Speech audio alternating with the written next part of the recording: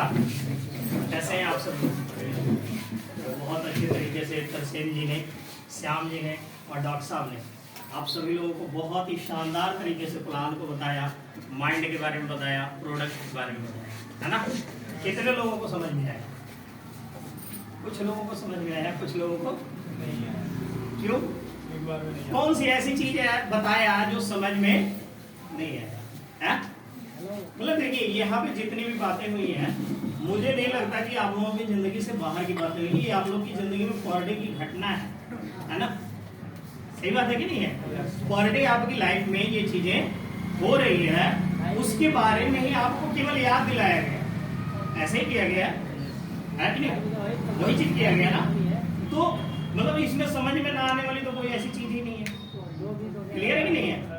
मतलब हमारी लाइफ में पर डे जितनी भी तरसेम जी ने अभी बताया है ना, या श्याम जी ने बताया है, या यहाँ पे बहुत सारे लोग आए रिजल्ट के बारे में बताए, देखिए हमारे पर डे की घटना है कि नहीं है? हमारी लाइफ में हो रहा है ना। तो उसको केवल यहाँ पे याद दिलाया गया है ना। अब याद दिलाया गया तो आपको वो सारी चीजें याद आने लग गई कि हमारे दोस्त बीमार हैं, हमारे रिश्तेदार बीमार हैं। ऐसा हो रहा है कि नहीं हो रहा है? याद आने लग गया कि नहीं? तो हम उन तक ये हल पहुंचा सकते हैं। समझने के लिए सिर्फ दो बातें हैं। दो बातें कौन सी है पता है?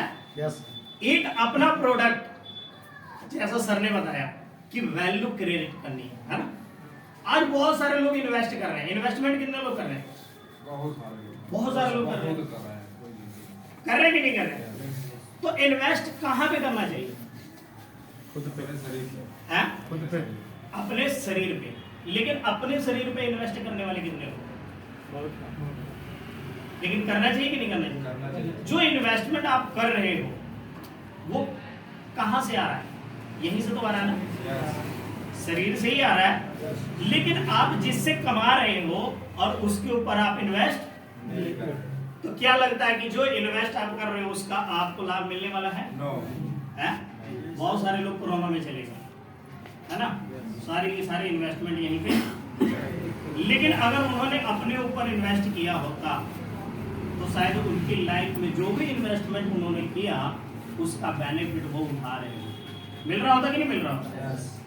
लेकिन उन्होंने इन्वेस्ट नहीं किया। जहां पे इन्वेस्ट, लोगों को केवल आप एक सलाह दीजिए कि भाई साहब आप इन्वेस्टमेंट करते हो, बहुत अच्छा है, लेकिन आप बॉडी के लिए 1% या 2% अपने खर्चे का तो निकालो ना। निकालना चाहिए कि नहीं निकालना चाहिए? है? लेकिन वो भी अगर हम अपनी बॉडी के लिए नहीं निकाल रहे हैं तो कहीं ना कहीं हम अपनी बॉडी के प्रति सीरियस नहीं। सीरियस होना चाहिए कि नहीं होना चाहिए? होना चाहिए। कब होना चाहिए? पहले कि बाद में? पहले। अगर हम पहले होंगे तो बहुत सारा पैसा हम अपनी लाइफ का बचा सकते हैं हॉस्पिटल में जाने से। बचा सकते हैं कि नहीं बचा सकते? लेकिन हम पहले सीरियस नहीं होते। तो ये सीरियस ही हमें उनको दिखाना है कि भाई आप हर चीज के मेंटेन के लिए खर्चा करते हो। बाइक मेंटेन कितने लोग करते हैं? बाइक मेंटेन सभी लोग करते हैं। सभी लोगों के पास बाइक है, बहुत अच्छी बात है। घर मेंटेन कितने लोग करते हैं?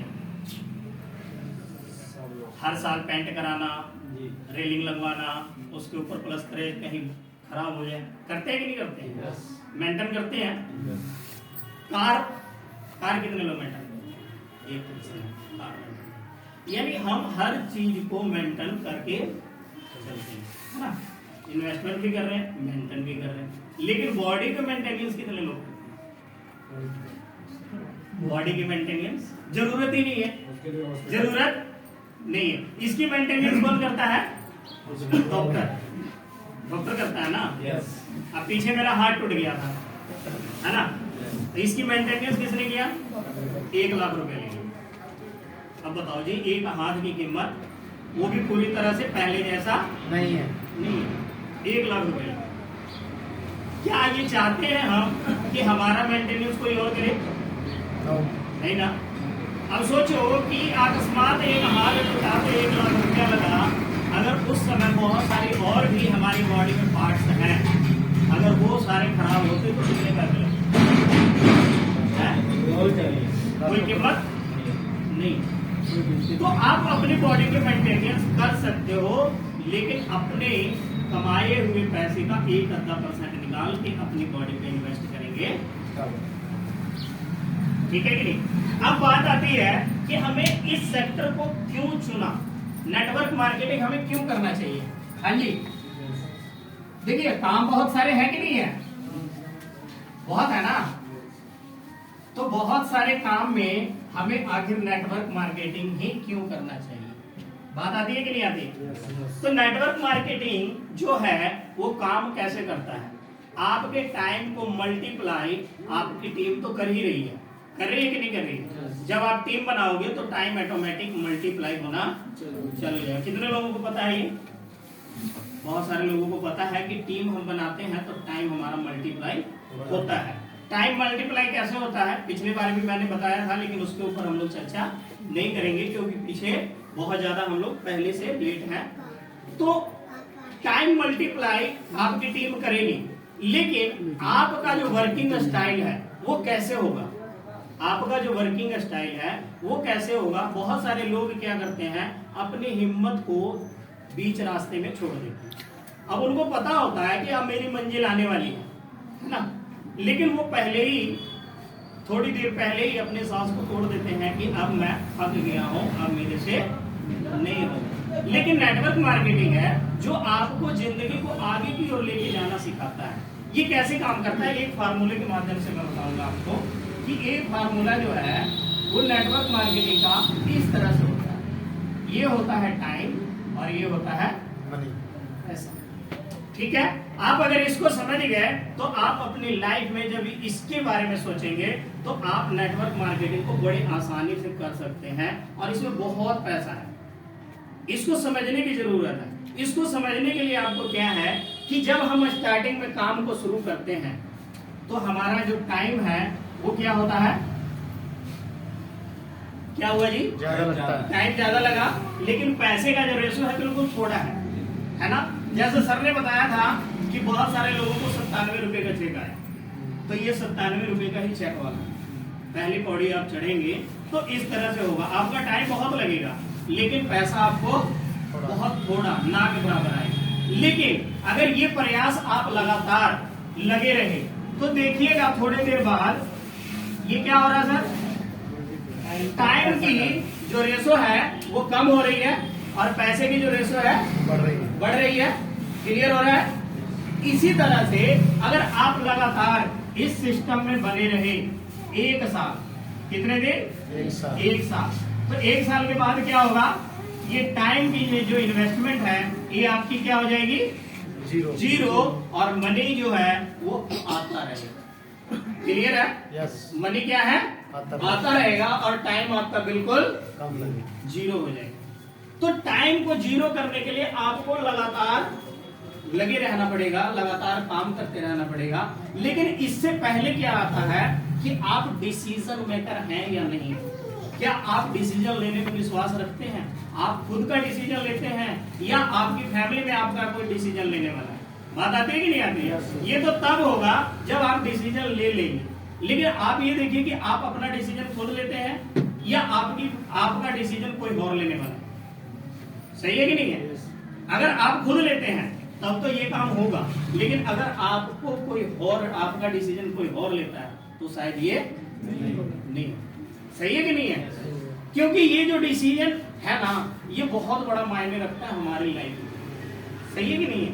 कि हम डिसीजन ही तो नहीं लेते, सब कुछ करते हैं लेकिन डिसीजन नहीं लेते। फिर हमारी बात क्या होती है, जैसे सर ने यहाँ पे बहुत सारी बातें बताई ना, बहुत सारी बातों में एक बात आती है कि मैं अपनी फैमिली से पूछूंगा तो बताऊंगा, अपने पापा से पूछूंगा तो बताऊंगा, अपनी मम्मी से पूछूंगा। यानी कि आपका डिसीजन आपका खुद का नहीं। तो यहाँ पे ये डिसीजन के लिए आपको क्या करना है, एक स्टोरी के माध्यम से मैं आपको क्लियर करता हूँ कि डिसीजन होता क्या है। एक बार क्या हुआ कि एक लेडीज गई सब्जी खरीदने मंडी में, ठीक है जी, जहाँ पे बहुत सारे लोग लगा रखे थे, तो वहां पे गए कि उन्होंने सब्जी खरीदना, ठीक है। वहां पे एक व्यक्ति पहले से सब्जी खरीद रहा था, वो पूछ रहा था आलू का रेट क्या है, गोभी का रेट क्या है। तब तक वो लेडीज पहुंच गई और उसने वहां पे जो भी चीज उसको लेना था वो ले लिया। लेकिन जब वो लेडी लेकर के निकल गई, उसके बाद भी वो व्यक्ति बार बार यही पूछ रहा था। फिर वो जो सब्जी वाले भाई साहब थे वो बोले कि भाई साहब आप पिछले 1 घंटे से आप केवल सब्जी, कभी आलू का रेट पूछते हो, कभी गोभी का रेट पूछते हो, कभी दूसरे चीजों का रेट पूछते हो, लेकिन आप ले नहीं रहे हो। इतनी देर में वो जो लेडीज थी वो ये बात को सुन ली। तो उस लेडीज ने क्या बोला, उस लेडीज ने वो सब्जी वाले भाई साहब को क्या बोला कि भाई साहब ये डिसीजन नहीं लिया और मैं डिसीजन ली तो मैं 2 बच्चों की माँ बन गई, और ये डिसीजन नहीं लिया तो अभी तक ये कुंवारा। यानी कि वो दोनों आपस में एक दूसरे को पहले से जानते थे, लेकिन डिसीजन उस व्यक्ति ने नहीं लिया तो उस लेडीज की जो शादी थी वो किसी और के साथ हो गई। अगर वो डिसीजन लेता तो अपने प्यार का इजहार उस लेडीज के साथ करता तो वो लेडीज शायद इसकी फैमिली बन जाती। सही है कि नहीं है? तो कहीं ऐसा स्थिति में तो नहीं है हम सभी लोग कि डिसीजन हमारा कोई और ले रहा और हम डिसीजन लेने में भी विश्वास। तो अगर आप डिसीजन नहीं लेंगे तो आपका डिसीजन कोई और ले लेगा, फिर आपके पास कुछ नहीं बचने वाला है सिवाय मोल भाव करने। सही है कि नहीं है? तो आप अपना डिसीजन खुद लेने वाले व्यक्ति बनिए कि आपका डिसीजन जो है आपको अमीर बना सकता है, लेकिन कब? सही टाइम पे सही डिसीजन अगर ले लिया तब। अभी सर ने बताया कि कंपनी की जस्ट शुरुआत है, कंपनी को कोई नहीं जानता, प्रोडक्ट कहां से जाएगा? हम सभी लोगों के माध्यम से जाएगा। तो ये सही टाइम है कि नहीं है? सही टाइम है तो आपको डिसीजन भी सही टाइम पे ही लेना पड़ेगा। प्लेटफॉर्म सही है कि नहीं है? प्लेटफॉर्म देखिए कितना सही है। 35 देशों में जो कंपनी अपना पहले से कारोबार फैला के रखी हो, वो प्लेटफॉर्म कभी भी छोटा मोटा। और क्या लगता है आपको कि वो कंपनी इस प्रोडक्ट को फेल करने में और इस प्रोडक्ट को पास करने में कोई कसर छोड़ेगी क्या? अपने आप को झोंक देगी, लेकिन ये प्रोडक्ट को मार्केट में बेच के रहेगी, क्योंकि ऑलरेडी पीछे 35 देशों में सप्लाई कर रही है। हम करें या ना करें, कंपनी का प्रोडक्ट ऐसा तो नहीं है कि रुक जाएगा, है?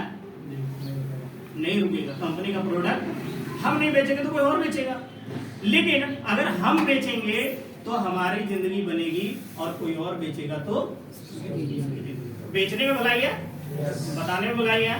तो आप सभी लोग इसके बारे में पहले जानकारी लीजिए और बताइए कि ये प्रोडक्ट क्या आपकी लाइफ में कर सकता है। लास्ट बात एक चीज कि अगर आपने डिसीजन लिया और आप इसमें सफल नहीं हुए तो ज्यादा से ज्यादा क्या हो सकता है? हाँ जी, ज्यादा से ज्यादा क्या हो सकता है? आप जैसे हैं वैसे ही रह जाएंगे। लेकिन अगर थोड़ा सा प्लस सोच लिया कि अगर हमने डिसीजन लिया और हमारी एक अच्छी टीम का निर्माण हो गया तो हमारी लाइफ 1 साल के बाद क्या हो सकता है? प्लस सोचना चाहिए कि माइनस सोचना चाहिए? प्लस पॉजिटिव सोचना चाहिए ना। अगर पॉजिटिव आपने सोच लिया तो 1 साल बाद आप अमीरों की गिनती में आने लग जाओगे। लेकिन अगर डिसीजन नहीं लिया तो 1 साल बाद भी आपको यही कहना रहेगा, मुझे ये कंपनी मिली थी लेकिन मैं समझ नहीं पाया, डिसीजन नहीं ले पाया। और आपके घर में आज तो हम बता रहे हैं, हो सकता है उस समय कोई और जाके बताएगा और बोलेगा मैं 1 लाख रुपया इस सिस्टम से। डिसीजन लीजिए और काम को शुरू कीजिए। इसी के साथ मैं अपनी वाणी को यहीं पे विराम देता हूँ, मीटिंग को समाप्त करते हैं क्योंकि टाइम बहुत ज्यादा हो गया है और लगभग हम लोग 1.25 घंटा मीटिंग कर चुके हैं। तो नेक्स्ट संडे हम लोग इसी सेंटर में मिलेंगे 12 से 2। और जो ज्वाइंट पर्सन है वो अपनी जिम्मेवारी को थोड़ा समझे, टाइम से आए ताकि हम लोग टाइम से मीटिंग को शुरू करें और टाइम से आप लोगों को यहाँ से छुट्टी मिले ताकि आप लोग मार्केट में काम कर सकें। क्योंकि जो जिम्मेवार होता है और डिसिप्लिन को अपनी जिम्मेवारी, देखिए जिम्मेवारी आपको खुद लेनी पड़ेगी। आपके घर की जिम्मेवारी कोई और नहीं लेना है क्या? नहीं लेता ना, पड़ोसी तो नहीं लेता। आपके घर की जिम्मेवारी पड़ोसी तो नहीं लेता। तो ये जो काम है ना आपका है, तो इसकी जिम्मेवारी भी आपको लेनी पड़ेगी। अगर आप इसको अपना काम समझेंगे तो ही जिम्मेवारी ले पाएंगे। अगर ये सोचेंगे कि ये काम मेरा नहीं है तो आप जिम्मेवारी नहीं ले। ये आपका खुद का काम है, पर्सनल काम है। अगर ये प्रोडक्ट आपका है, आपकी फैक्ट्री है जो तैयार कर रही है और इसे बेचने की जिम्मेवारी हम सभी लोग। ठीक है कि नहीं। जिस दिन ये मान करके इस बिजनेस को करेंगे, 1 साल बाद आप वाकई तरक्की करेंगे। और मैं परमात्मा से अरदास करता हूँ आप सभी लोगों की जिंदगी में ये जो नवा साल है ये बहुत सारी खुशियां लेकर के आए, और अगले 2024 में हम सभी लोग जब कहीं पे मिलें तो हम सभी लोगों के पास 4 व्हीलर हो और किसी प्रकार की कोई कमी ना हो, सभी के बैंकों में बैलेंस ना हो,